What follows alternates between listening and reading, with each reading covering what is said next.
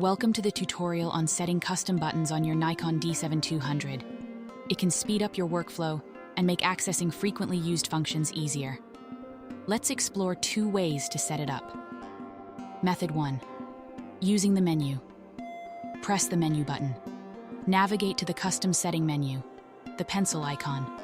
Select F, Controls, and then find the desired button, for example, FN button. Press OK. Select the needed function from the adjustment list. Let's set flash off. Press OK to confirm. Repeat the steps for setting another button if desired.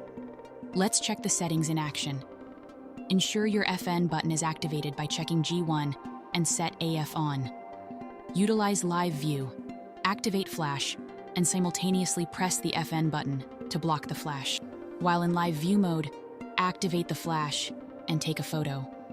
Then simultaneously press the FN button to block the flash. Now you may shoot without flash. Method 2. From the I button.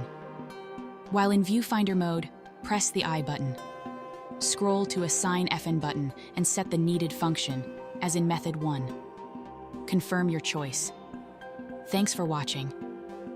If you found this tutorial helpful, please remember to like and subscribe.